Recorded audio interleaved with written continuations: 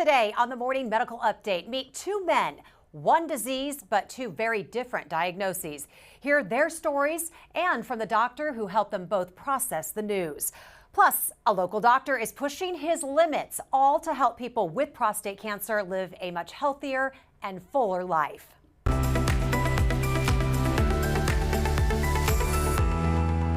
And good morning to you. It is Thursday, October 20th. I'm Jessica Lovell. We are live inside the Dulcie Simons Jr. Family Broadcast Studio. This week, we are dedicating our conversations to the power of a second opinion.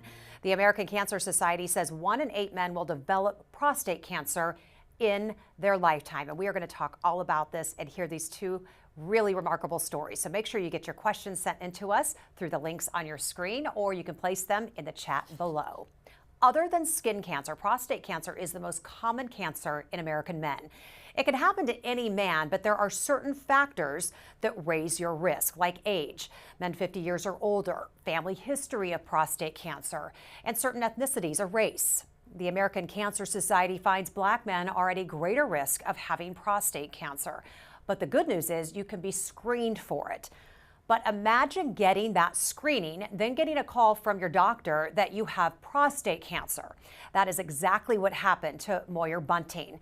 But a second diagnosis and opinion changed his diagnosis and his future. And he joins us virtually this morning, along with Steve Sutton. Steve was diagnosed with prostate cancer, and it was a second look by his doctor that helped catch it early.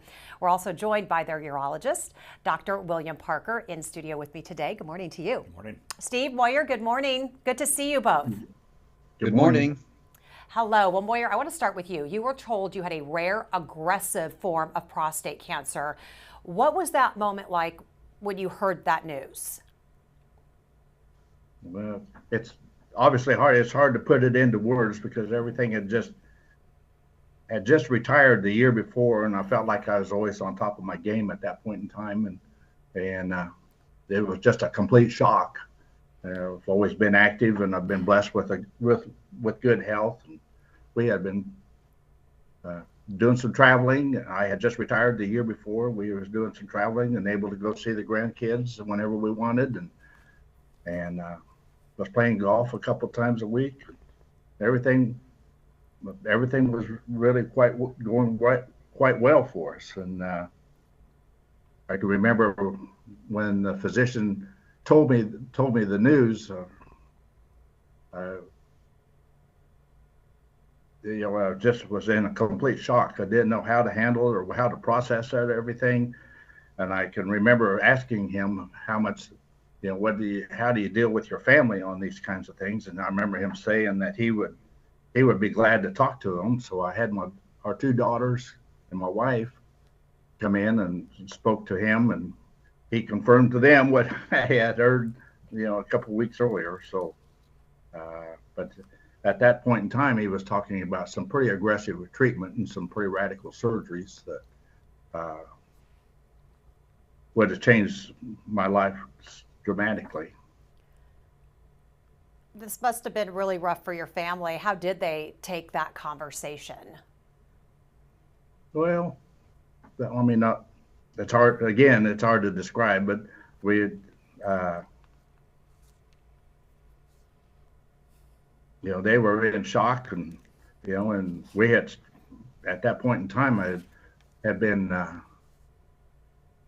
Started updating some things, and I'm being honest, I was a complete mess. I was running all over the place trying to figure out everything to be done. And I've always been in control of my life, and I've always had in my business life, I was in charge and I was in control, and everything I was able to deal with everything and put it in perspective. But this here was completely out of control, and I talked to our priest, and we had made an appointment with a lawyer, everything that should be done, because I was given that 1.2 years to live. So things needed to happen pretty quick. Moyer, I could hear the emotion in your voice, and it's hearing you describe those moments, those days, that time with your family. It hits hard, but there's a there's an ending to your story that I want to get to, and that's what I want to bring in Dr. Parker. And you received news from Dr. Parker that that you were surprised to find out. What was that? That second opinion brought you back to life. Yes, and forever indebted to KU and Dr. Parker. I mean, immediately I called. After a few weeks, I finally was able to process everything and start getting back in control of what was going to be our destiny. And I remember calling the KU, the cancer center. I talked to the nurse navigator, and she was able to expedite. I sent her some medical records that I had obtained, and she was able to expedite my appointment with Dr. I didn't know who at that point in time, but she was able to expedite it, and within just 3 weeks or so, I was able to get in to see Dr. Parker, and he immediately set up some appointments and set to some consultations with some other physicians within the medical center, and let's bring in Dr. Parker. When you first met Moyer, what were those conversations like? You have an appointment to see a gentleman who has just received the worst news of his life. What did you find out? Well, I mean, anytime you get a diagnosis that seems fairly significant, like what Moyer had, and in his case, it was a quite odd type of prostate cancer, something that you wouldn't expect. Rare, and it was rare and aggressive. A rare and aggressive subtype of prostate cancer that we generally don't see. The first move that I generally make is to verify that's actually what we're dealing with, because rare things are rare, and so you have to question, was this correct or not? And so, a lot of the early conversations were about, what do we do if this is true, but also how do we make sure that this is in fact what we're dealing with? And as the story unfolded, that wasn't what we were dealing with. Tell me what that conversation was like. I said, I wish I could have been on the phone when you got to have that conversation with Moyer and deliver that news. I mean, obviously, it's amazing to get to tell somebody they don't have prostate cancer. I unfortunately, by my practice, I have to share a lot of disheartening news at times. It's rare that I get to not only tell somebody they don't have prostate cancer, but that what they were told they had doesn't even exist. And so that was certainly a very special moment. So is prostate cancer, is it something that's easily misdiagnosed? How could that have happened? Yeah, so it's not common to misdiagnose prostate cancer. I would say that often what we see is maybe incorrect grading. So prostate cancer is a graded disease, and so we often find that maybe there's over or under calling of the diagnosis itself. Mm-hmm. But this was certainly a first that I had somebody who was diagnosed who didn't have it. Wow. Okay, I want to bring in Steve Sutton today. Steve, you had a history of biopsies that were all negative until one day they were not. Tell us a little bit about your health history and what you were told. Sure. I started at KU originally in 2013 with taking some PSA tests. Then with Dr. Thrasher, who was head of the department, who went on to become the president of the American Urological Association. My PSA was probably about 4 to 5 at the time. Over a period from 2013 to 2021, 8 years, I had probably 5 to 6 biopsies. All were negative. The competing issue or the competing fact was my PSA, and the reason I had those is my PSA kept rising. Although all the biopsies were negative, and it rose from 4 to 5 in 2013 to in late 2020 to 27, which is really high. And then on February 24th, 2021, another biopsy that was guided by an MRI that I'd had found one spot of cancer that was diagnosed as low-grade 1 non-aggressive cancer, and then I met with Dr. Parker after that, and this was in that moment, or that point was important because we had to he was telling me what my options were. There was of course the issue about treatment, either surgery or radiation, and or monitoring the status quo. And what I hung on to was the fact that the cancer had been diagnosed from biopsy as low grade 1 non-aggressive cancer, and I went back in my own head to a rubric that I think I may have heard first from Dr. Thrasher, that a lot of men die with prostate cancer but not from it. In other words, that it doesn't grow real fast. And so that was the straw man I kind of held on to, and I elected at that point to monitor the situation. And originally, his scheduling nurse had said, "Okay, well, we normally do that every 6 months for the next PSA test." And I said, "Fine," because that's what I'd been doing. Dr. Parker, however, learned about that after consulting with his nurse, and he said, "No, I want him back in 3 months, not 6 months." I then came, and that was fine with me, and I came back in July, and this is where the importance of that judgment came in, that that test showed that my PSA had increased from last December to July by 10 points to 37, which puts me almost in the double high risk category. And so then I sat down with him and talked about the options again, surgery. He helped me explore radiation by getting me set up with a radiologist at KU. I evaluated both those things, elected for the surgery, and had that almost exactly a year ago today.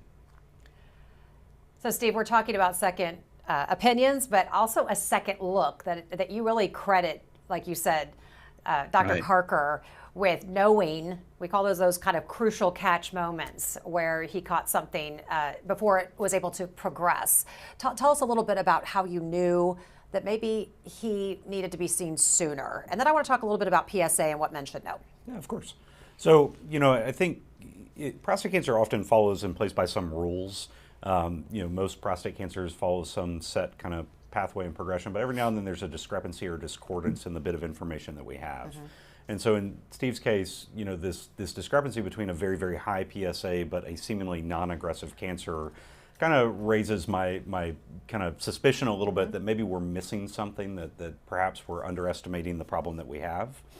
And so, in those situations, trying to rely on the tools that we have to kind of ferret out what's exactly going on led to that earlier PSA test that then kind of drove this process. So what should men be asking about their PSA? Is PSA you're in the know on because you've had a screening? Is that something you can go to your doctor and say, what's my PSA? Do you have to have a history of it? How do men know this number? That's a great question. Some of it's driven by the providers they see, right? So certain providers are much more willing to do PSA screening and inform men of what their PSA is and what it means and kind of how to interpret it. But sometimes it's also on the men themselves to understand that this test is out there and they need to have the screening done and to ask so that they're aware of what their number is, and if they haven't had it, to actually get it done. So how does the type of cancer, if you talk about non-aggressive versus aggressive cancer, how do you know what type of treatment path to go on? If you have non-aggressive, is it a wait and see? Are you kind of scaling back what you do and waiting to see what develops? How does that work? So it's a continuum. So prostate cancer exists in a big spectrum from disease that's considered very non-aggressive that we often will monitor. So going back to Steve's story, this low-grade cancer, often we do just watch and don't necessarily treat because it's unlikely to harm them. But as the disease becomes more aggressive, those treatment options also have to become more aggressive with it. And we'll often go from kind of being a single modality, maybe surgery or radiation, to having to do multiple different therapies to manage the disease. That's one of the reasons why that kind of straw man of this is a disease you die with and not from is very dangerous, because prostate cancer is the second leading cancer cause of death in men, and it's dangerous to underestimate that. Well, when we compare it to something like breast cancer, where we always talk about, when you catch this early, the outcome can be so much different. Your treatment options are so much different. Same with prostate cancer. Absolutely. Early detection is key. Prostate cancer is curable in vast cases when we diagnose it by screening. It's when screening fails or we catch it late that really we start to see that mortality, that risk of death start to increase. Okay, so I did ask you this when you came in the studio today. I said, Moyer's your patient. I said, but how can he be your patient? He doesn't even have cancer. So tell me a little bit about that. You said, well, I just see him now. Well, I mean, I follow men who are at risk for prostate cancer and men who also have prostate cancer. And so, you know, certainly Moyer's story is great and it's very exciting. Every time I see him, I think about just what that was. But at the same token, you know, much like that discordance in Steve's case where we had this high PSA and a non-aggressive cancer, the fact that we did walk back, right, from this kind of precipice of a very aggressive disease to now nothing, I don't take that for granted. And so, you know, I still have some suspicion and some level of concern that I don't want us to kind of say, don't worry about anything, you're going to be fine. Of course, because he also had the history with the bladder cancer. So that would make him at risk, or are all men at risk? I mean, all men are at risk. Yeah. This is a disease that if you live long enough, we can find. And so it's just a matter of finding the disease that's going to potentially hurt you versus the ones that will not. So, Moyer, I have to say, as we've been talking, your power of a second opinion story is particularly powerful, yet very rare, as you've mentioned. I mean, you don't want people to think that you're going to get a diagnosis and that you're going to be able to deliver that good news every time. So I want to know how this diagnosis that changed your life for the better, but how does it change your approach to life now, Moyer? Well, and I would like to go back and add too that in 2012 I was diagnosed with some bladder cancer, and I had been getting some follow-up with that. And so again, at that point in time, you know, the diagnosis was such a shock, and because had taken it for granted that was going to be part of it. But I mean, it's cliche to say that you know, everybody has to be an advocate for themselves, and so the importance of getting a second opinion, taking charge of your health care, and you know, cannot be underestimated. I want to check in with Dr. Dana Hawkinson, Medical Director of Infection Prevention and Control, for a brief moment as we get a quick look at our COVID count and some headlines this morning. Good morning to you. Yeah, hi. Hi. Hi. Today, 17 active infections in the hospital, 3 in the ICU, 1 on the ventilator. Still 23 in that recovery period. But overall, I think, you know, we've been somewhat happy or optimistic about our lower numbers than they have been, especially as we do anticipate some sort of surge this coming winter and into this fall. Don't know what that will look like, but hopefully we can keep these numbers as low as possible. So, Dr. Hawkinson, I want to ask you about possible concerns. We're hearing about the increase in RSV cases among school-aged children, filling up emergency rooms, taking up hospital beds. This is expected to be one of the most severe flu seasons we've seen in a while. And then we've been talking about the variants that you've been mentioning over the last week or so. What is your take on this, and what is your concern level? Yeah, I mean, we know, so COVID-19 cases are going down, hospitalizations are going down. We know flu activity for the most part in the United States is low, but it is increasing. It continues to be incumbent upon everybody to take their own health into their hands. And that is by being vaccinated, being up to date with vaccination. That is the first thing, is that prevention. You know, certainly we are ready from a capacity standpoint, but as we talk about surges, it's not only the people that are coming in ill, but it's also making sure that we have the healthcare workers to be able to treat you when you do come in ill. So it is a concern. I know that the health system, we are preparing for it. But again, it starts with every individual and getting them up to date and vaccinated. Have to ask you about monkeypox cases. Good news, they are way down, but some infectious disease experts are talking about the idea that the U.S. could just eliminate the virus. Is this something you agree with? You know, I think that will be hard to do. I think there still is not enough information about that. We know that the virus has been circulating in some sort of epidemic level for quite some time in Africa and in certain countries. We could have stopped it then. Unfortunately, we know that there are probably animal reservoirs and hosts that are the natural host. Certainly, we would like to eliminate the human cases, and I think that is very possible. But it starts with what we're doing right now, continuing to watch the trends, but also identifying if other groups of people or if other individuals need vaccination as well. So I think it's a little bit too early. Certainly we would like that, eliminating the virus from human infection here in the United States, and then also work globally to do that too, because I think that can be done, and that just takes a larger world view and understanding that we have the resources to do it. We just need to put forth the effort. All right, Dr. Hawkinson, thank you. Let's check and see if there are reporters on the line today. All right, let's get to some great community questions because we are already getting them in. Jenny has a question for Steve. Steve, did you have a family history of prostate cancer? What did you know? No, I did not at all. So I didn't meet that standard, but still have it, or still have it. I mean. So what were the signs? And were you a guy who was kind of up on your health? We talk a lot about, I was just asking Dr. Parker, are men getting better at taking their health into their hands and getting to the doctors and getting checked out? Were you a regular screener and doctor visitor? Well, yeah, I was up on my health, and I started, with one screening originally in 2013 because my physician had suggested that it had increased a little bit. And so I ended up with KU and stayed there and had great experiences all the time. Every biopsy came back negative until 2021, but the PSA kept rising. And so I paid attention to that, and I knew that, every time I had this dilemma that a negative biopsy, but still a rising PSA, but I listened to my physician and followed the advice to continue with both the PSA testing, which revealed an increasing PSA, and then further biopsies that ultimately resulted in unfortunately a positive diagnosis, but then got further great advice from Dr. Parker that led to a very positive result, a great surgical result. And I didn't say earlier, but I've now had 4 PSA tests that were all negative over the last year, which is as good as your result post-surgery can be. So is it no evidence of disease, Dr. Parker, for Steve? No evidence of cancer? Correct. We never say cancer-free, right? He'll continue to be monitored. Correct. Steve mentioned no family history that he knew of. How much does family history play a part? So family history increases the risk. So we know that if you have a single first-degree family member, so father, brother, your risk is going to be about 2.5 times increased over the average population risk. But you have to remember the average population risk is 1 in 7 men.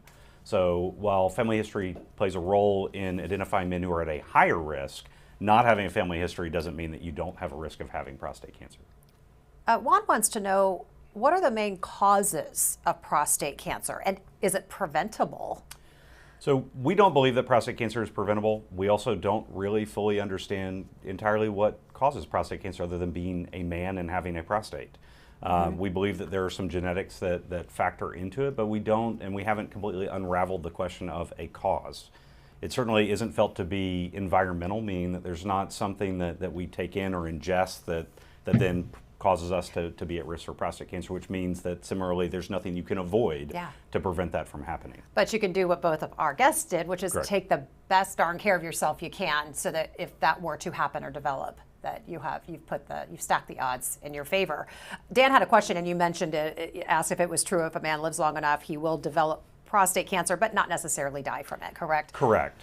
So there's this difference between what we consider as age-associated prostate cancer, the ones where you start seeing them accumulate in men in their 70s and 80s, which are unlikely to actually cause any harm ever, versus the ones that are diagnosed earlier in life, in your 40s, 50s, 60s, that are actually destined to cause harm if they're not treated. Okay, I have to ask you something, and it just dawned on me, because that question from Terry was, what's the screening process like for prostate cancer? Is that I'm not a man, is it a prostate exam? Is it testing for the PSA? Is it a blood test, or is it all of the above? It can be a combination of all the above. Certainly a prostate exam, so a digital rectal exam, is important in the screening process, at least initially and periodically. It used to be that digital rectal exams were performed yearly. I don't necessarily think that's necessarily required as long as the exam is normal initially. But PSA testing is the backbone. So a blood test, a simple blood test, is the key to figuring out whether or not you're at risk for prostate cancer or not. So Leslie wants to know, if she needs her husband to get a second opinion, what are your recommendations on where to research to look for one besides coming to you, but what questions to ask. What are things that you're hearing one place should you be looking to hear from somewhere else, and how do you compare the two? Yeah, I think that's a really good question.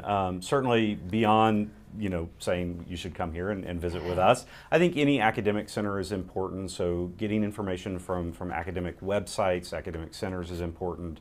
There's a place called the National Comprehensive Cancer Network. It's a website, it's a repository of guidelines. It's available to the public. It's something that you could easily look at. And the value there, the importance there is making sure that what you're being offered as treatment actually aligns with what should be being offered. So I would say the biggest thing that I see in second opinions that is kind of neglected is guideline concordant care, is following what exactly should we be offering, or what should that patient have been offered for their treatment. I want to get to final thoughts from our guests. Such an important conversation. Moyer, I want to start with you. What are just some final thoughts and your message for our listeners today? Well, again, I think that just the biggest thing here is it's okay to ask questions. I mean, I worked in healthcare pretty much my entire life, and kind of was fortunate enough to know my way around the healthcare system. But I think most physicians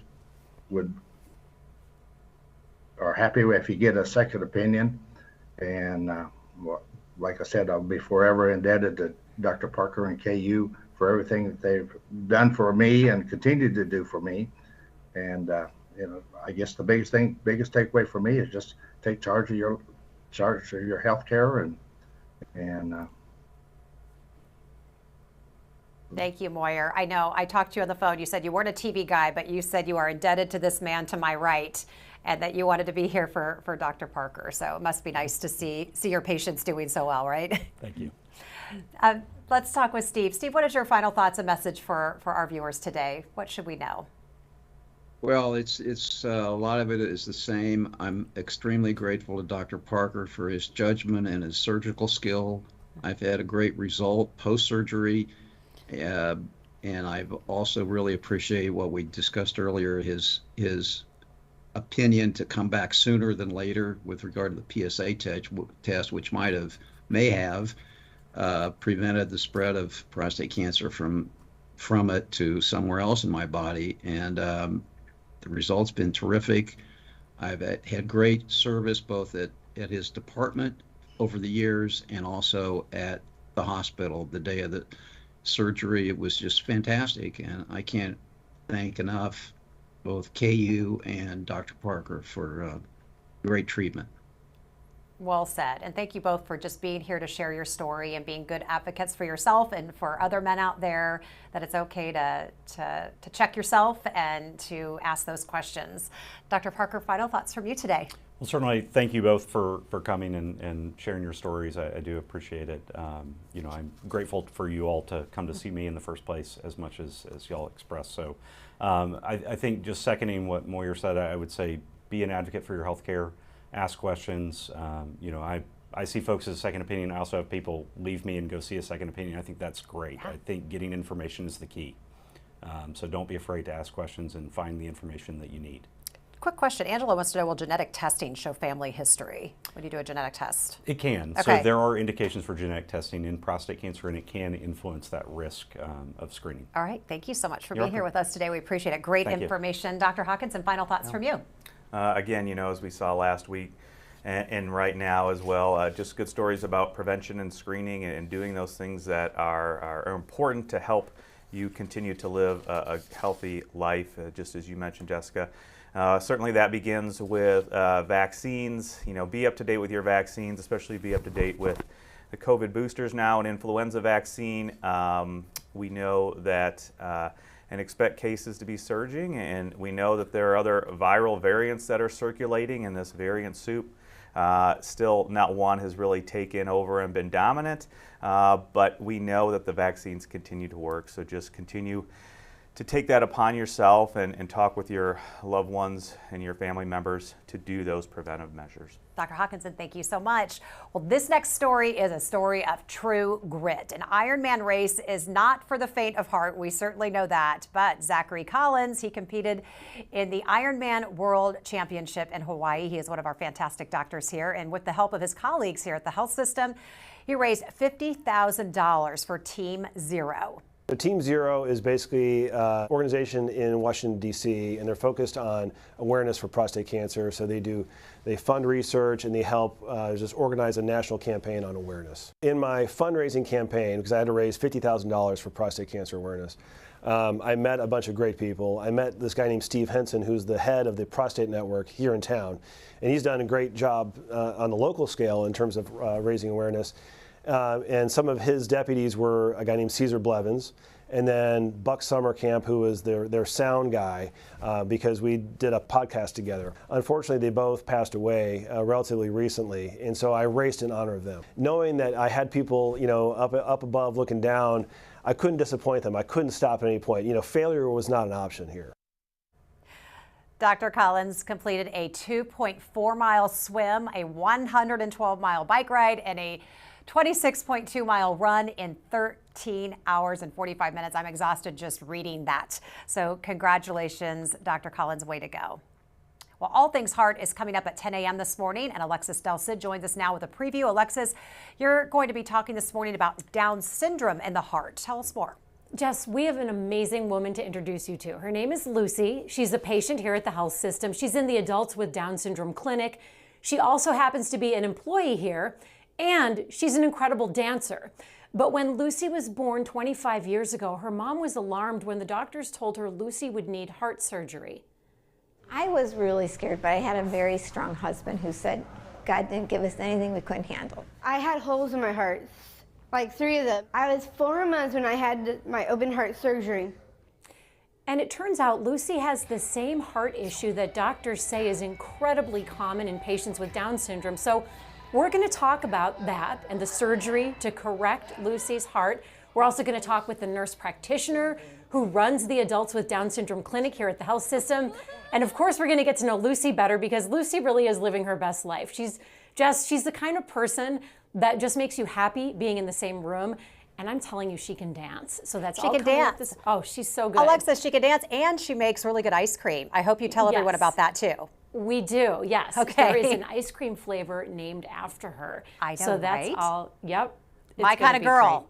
My kind of girl. I love it. She's great. So that's at 10 a.m. So bring your questions. All right, we will. Alexis, thank you so much. We're looking forward to that story and meeting Lucy.